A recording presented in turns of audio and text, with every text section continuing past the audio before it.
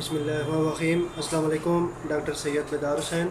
आज हम जिस टॉपिक के बारे में बात करेंगे, जिस डिज़ीज़ के बारे में बात करेंगे, ये बड़ा कॉमन सा प्रॉब्लम है। हर दूसरे से तीसरा बंदा इस मर्ज़ में मुब्तला है। हम digestive system, stomach problem, hyper acidity, gastritis और पेप्टिक अल्सर के बारे में बात करेंगे।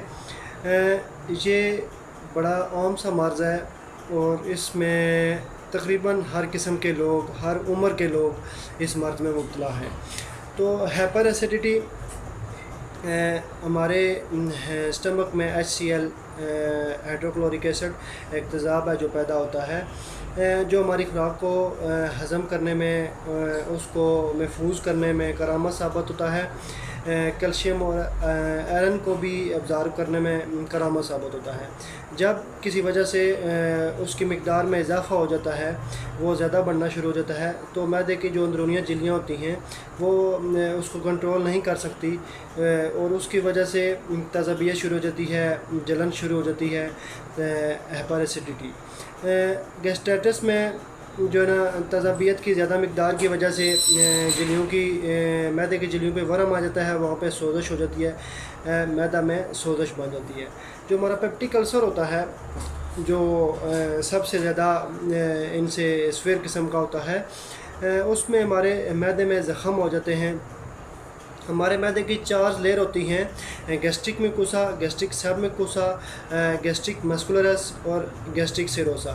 जब ये किसी बैक्टीरिया की वजह से, किसी इन्फेक्शन की वजह से लेयर ज़ख्मी हो जाती हैं, रैप्चर हो जाती हैं, तो वहाँ मैदे में अल्सर बन जाता है, ज़ख़म बन जाता है।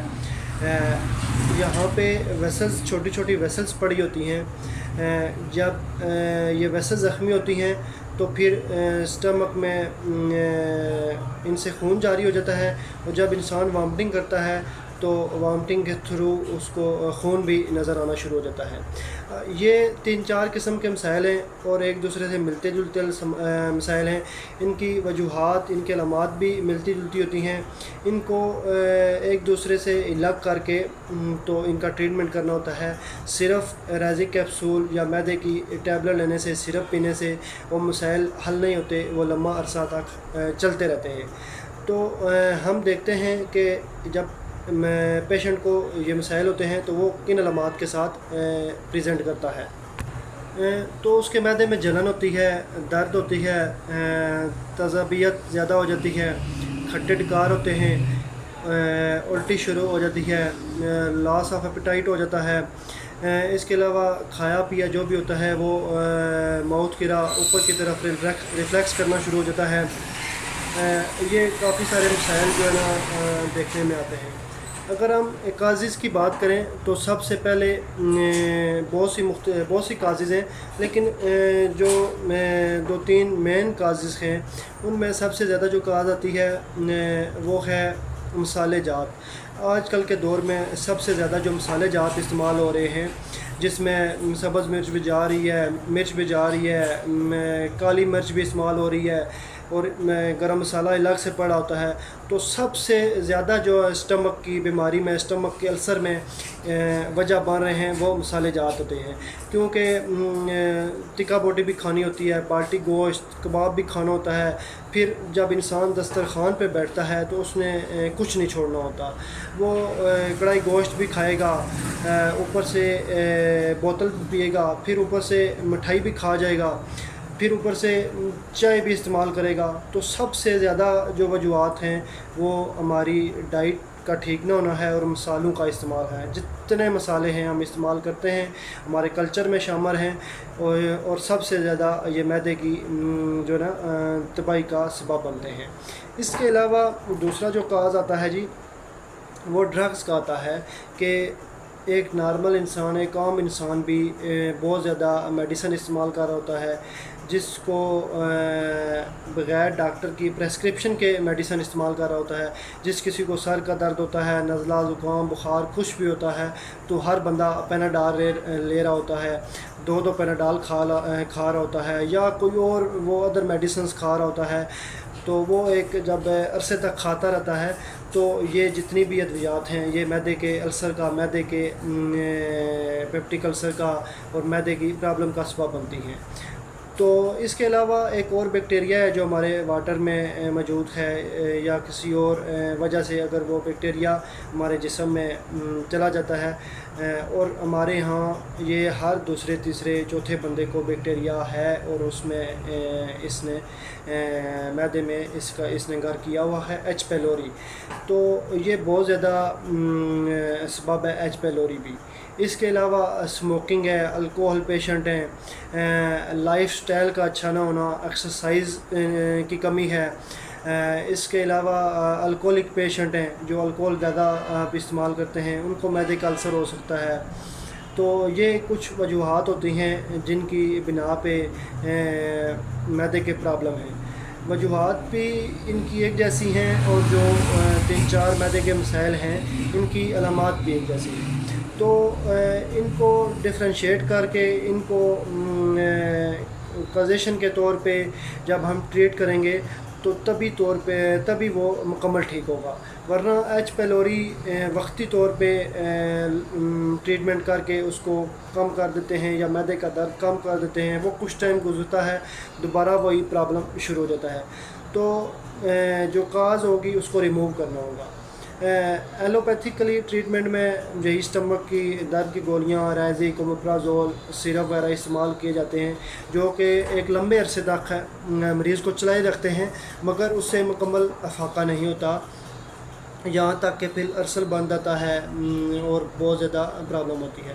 تو ہومیوپیتھک ٹریٹمنٹ کے حوالے سے بات کرتے ہیں تو ہم کو سمٹم لے کے، کاز کو دیکھ کے، کازیشن کو دیکھ کے ٹریٹمنٹ کرنی پڑتی ہے، اور پیشنٹ کیور ہوتا ہے. ہومیوپیتھک ٹریٹمنٹ کے حوالے سے سب سے جو پہلے اسٹمک پرابلم، ڈائجسٹیو سسٹم کی میڈیسن ہے وہ نقص ہے. کیونکہ جتنے بھی ہم مسالہ جات کھاتے ہیں، جتنے بھی ہم اوور ایٹنگ کرتے ہیں، ان کی پہلی دوائی نقص ہے. وہ ان سارے مسالہ جات کو ڈائٹ کرے گی. آپ اگر پیشنٹ آپ کے پاس صبح آتا ہے تو آپ اسے پوچھیں گے کہ رات کو اگر ہوٹلنگ کی ہے یا رات کو کسی کے گھر دعوت کھائی ہے، تو وہ لازماً کہے گا کہ ہاں جی رات کو میں نے کڑھائی کھائی ہے، رات کو میں نے بالٹی گوشت کھایا ہے. تو نقص پہلی دوائی بنتی ہے ان سب مسالہ جات کو اور ڈائجسٹیو سسٹم پہ عمل کرنے والی یہ پہلی دوا ہے نقص. اس کے علاوہ جو ڈرگ ابیوز ہیں، جو زیادہ ڈرگ یوز کرتے ہیں، ایکسٹرا میڈیسن کھاتے رہتے ہیں، یہ اس کے اثر کو بھی ختم کرے گی. تو نقص جو ہے نا یہاں کے مسائل کی پہلی دوا ہے.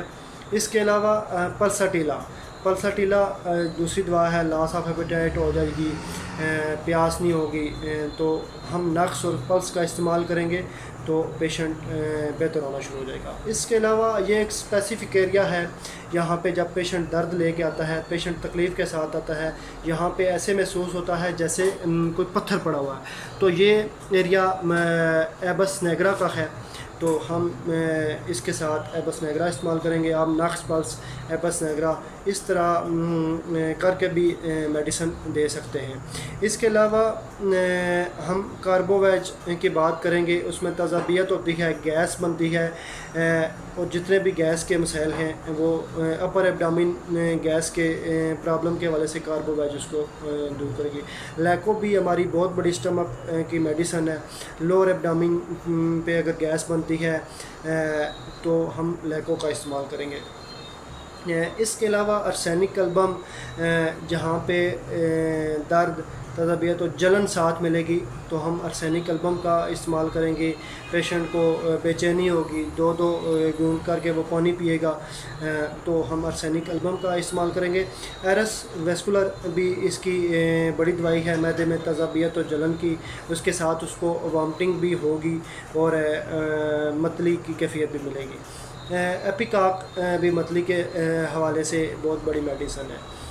اس کے علاوہ اگر یہ درد، اسٹمک کا درد بالکل بیک پہ کراس کرتا ہے، اسی کی پوزیشن میں رائٹ سائڈ پہ بیک پہ کندھے کے نیچے کراس کرتا ہے، تو ہم چیلیڈونیم کو دیکھیں گے، ہم چیلیڈونیم کا استعمال کریں گے. اور بسمت کا درد بھی بیک پہ کراس کرتا ہے، لیکن بسمت کے درد کے ساتھ वॉमिटिंग होगी, पेशेंट को मतली होगी, नाजिया होगा और वो उल्टी की कैफियत के साथ आएगा, तो हम बिस्मत का इस्तेमाल करेंगे। इसके अलावा अगर स्टमक अल्सर या स्टमक पेन या वॉमिटिंग किसी भी मेडिसिन से नहीं रखती तो आप कैडमियम सल्फ का इस्तेमाल करेंगे। इवन कि अगर कोई कैंसर का पेशेंट भी हो, उसकी वॉमिटिंग नहीं रुकती, बेशुमार इंजेक्शन लगाए जाते हैं हर तरीका के, लेकिन मरीज़ों की जो उल्टी होती है वो नहीं रुकती, तो वहाँ पे हम कैडमियम सल्फ का इस्तेमाल करेंगे।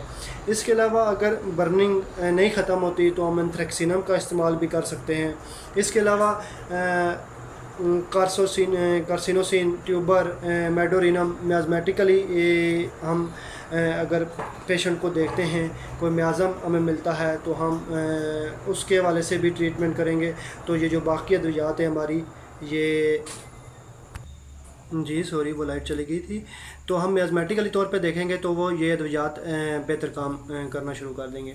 इसके अलावा एसोफेटिडा, रुबेनिया और दीगर अद्वियात भी जो यहाँ पे अच्छा वार करती हैं। तो हमने सिम्टम लेके मियाज़म को देख के, कज़ेशन को देख के जब हम ट्रीट करेंगे तो पेशेंट को मुकम्मल रिलीफ मिलेगा। इसके अलावा से एच पेलोरी जो नसोड है, हम यहाँ पे अगर इस्तेमाल करते हैं तो बहुत इफ़ेक्टिव रिज़ल्ट मिलते हैं। एच पेलोरी ज़रूरी नहीं है कि आप एच पेलोरी टेस्ट में होगा तभी आप उसको इस्तेमाल करेंगे। हम एच पेलोरी को वैसे भी इस्तेमाल कर सकते हैं और उसके इस्तेमाल करने से पेशेंट को बहुत रिलीफ मिलेगा और बहुत जल्दी क्योर होगा। Thank you very much.